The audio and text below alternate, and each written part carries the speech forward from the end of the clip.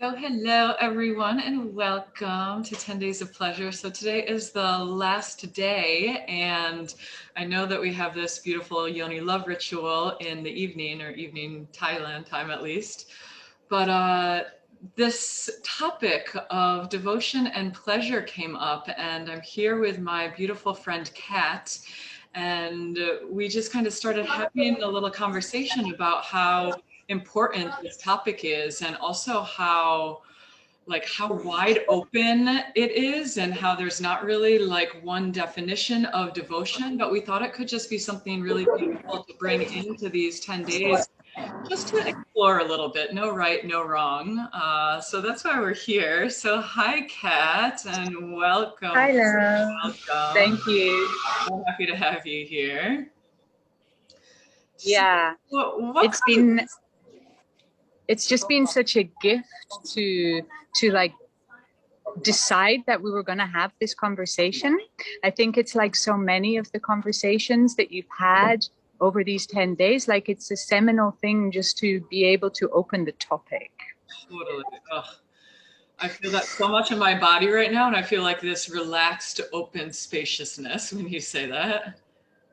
Right. I've literally had like a mystical experience over the last few days as I have personally allowed myself to dive into this, you know, on an intellectual, conceptual level, and then deeper and feeling that in my body and feeling resistances and stories and dropping them and dropping in and softening and finally coming to rest in a really exquisite place where I understood so deeply the gift of allowing pleasure to become the priority and living a life where we prioritize pleasure, our own pleasure, our sexual pleasure, as well as all the different ways that will open and spill out into the world as we embody more and more the journey of being a sensational being. Yeah. Oh, so beautiful. So where do you see devotion fitting into this, almost like this reclaiming, reprioritizing pleasure that you're speaking about? I mean, to me, devotion is the path that leads us there.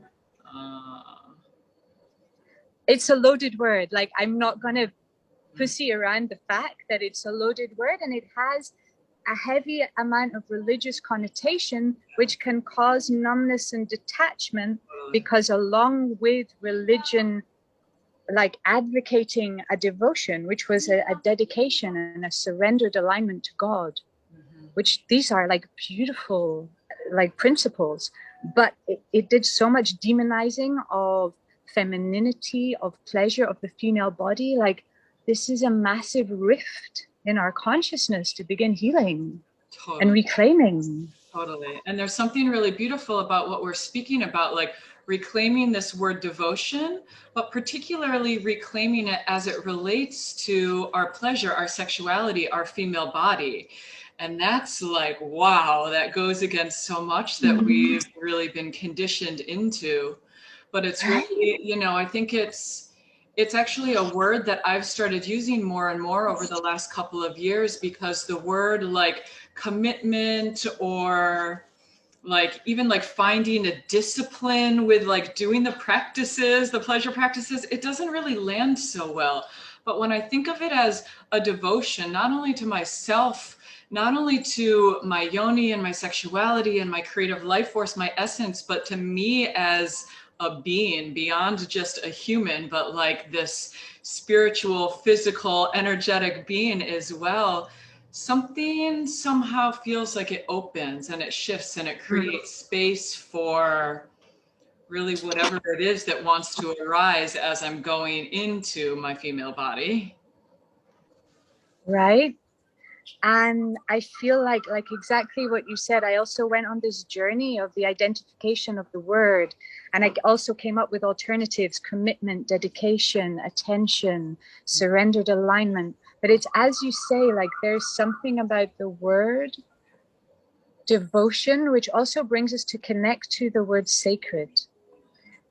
And this is also a very important reclamation on this journey. Totally.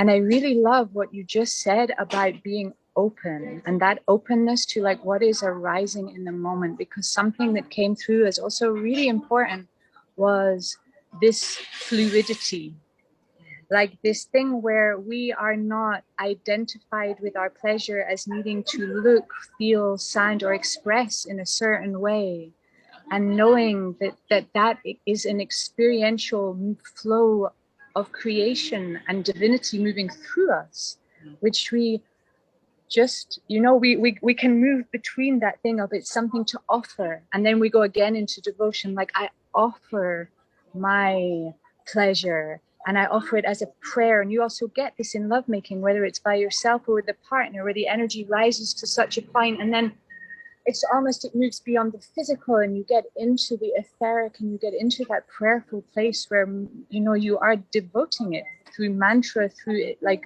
envisioning your dreams, through sending that to the cells in your body and bathing yourself in gratitude.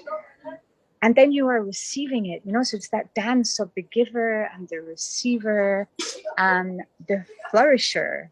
I realized, and maybe Wendy spoke about this, like when you move to a pleasure-based mindset, you move automatically into abundance.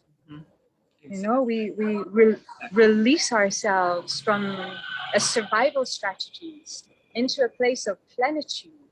And then we're able to live on the earth in remembrance that we are living in a garden of pleasure. Like, we're here.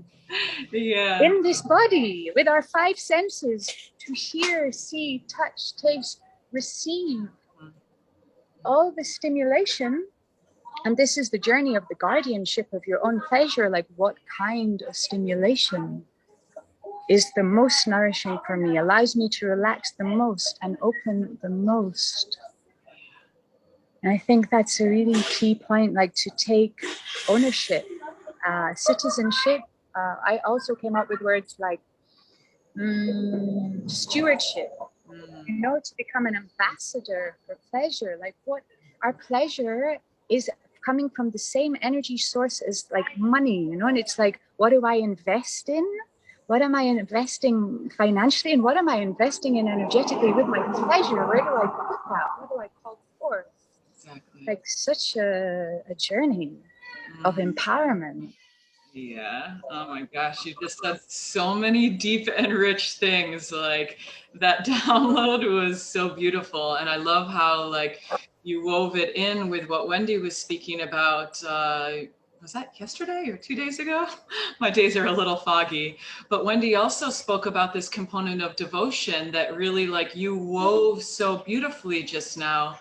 And she said that, as we're following our pleasure and we're following our purpose, that things are not necessarily always going to be like sunshine and butterflies and rainbows and roses. Like, we might run against some bumps in the road. We will run against some bumps in the road. And this is where devotion comes in. And this is where exactly what you said of the pleasure not needing to look in any certain way comes in. It's like, how devoted can we be to our own bodies, our own beings, our own yonis? And it doesn't matter what's coming through, if that's ecstatic and beautiful or joyful or incredibly painful and,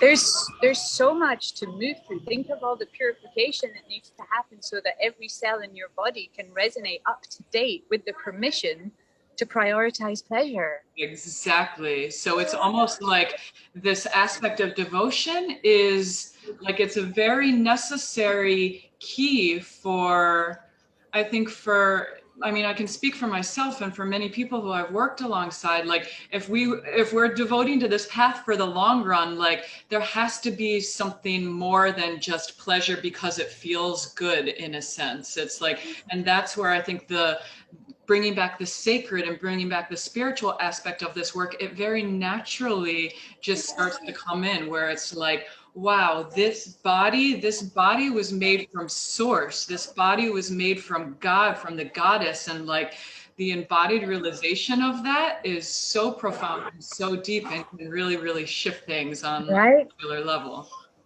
But for me, this is so beautiful. And for me, this goes hand in hand with like, yes, this body was created and it's perfect just as it is. I do not need to be anybody else.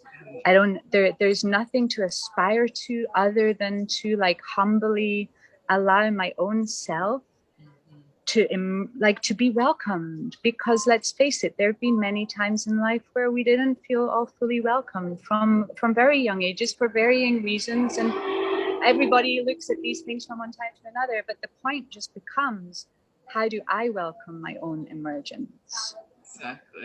Exactly. Yeah. So good. Yeah. Thank you so much for your words and your transmissions and your inspiration. Just, I feel like I need to go back and like listen to this this talk a couple more times to really like let it sink in. There's some really beautiful nuggets in here. This morning, I recorded myself talking on this for 15 minutes. So I can also like post this under the link if I can find a way, because it talks a lot about Adam and Eve and Lilith and the rewriting of those stories and the merging of different archetypes and becoming like having the Jesus consciousness and the Magdalena consciousness, and like there was like a lot. Amazing. Yeah, you can totally link that in the comments, and you can also feel absolutely free to link any of your socials or anything, so all of our beautiful global family who wants to tune in with you more can have access to your beautiful wisdom. Thank you, babe. Wow, such a gift. I'm so grateful that you created a container through which this was allowed to pour forth, you know? It's an absolute honor. So maybe before we end this call, we can all just take a moment, and I guess this could be a little mini pleasure break. It's just going to be about a minute or so, but if it feels okay for you, you can place your hand over your womb or over your yoni, and maybe one on your heart. If you're not in a place where you feel like you want to do that, you can just imagine that you're embracing this part of you. And that your hand that's cupping your yoni or your womb or the energy of your womb, that it's like this sacred vessel, just helping to reestablish the sacredness of this part of you. And maybe just taking a couple of breaths down into your yoni or into your womb area. And if it feels right to you, just noticing what it would be like, what it would feel like, maybe even envisioning what your life would be like if you really devoted to your sexuality, to your pleasure, to your yoni. If you dropped one layer deeper into your devotion, if it's already there.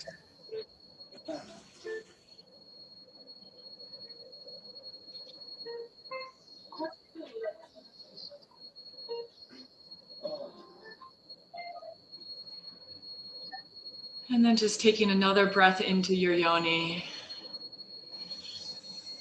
Maybe making a sound. You can slowly come back and open your eyes. And to take this process even another layer deeper, I can invite you to either write in your journal or a notebook about what it would be like to really devote to yoni. Or in the comments below. In the comments below too, like you can journal, but like let's keep this conversation going because it's such an important one. So what would it be like to devote to your sexuality, to your pleasure, to your yoni? How might that shift things in your sexuality, in your creativity, in your overall life, in your spirit? What might that bring to your children, your friends, your partners, your communities, to humanity, especially if all of us here were really devoting to our pleasures and to our pleasure and to our yonis? Maybe it would change the world, one yoni at a time.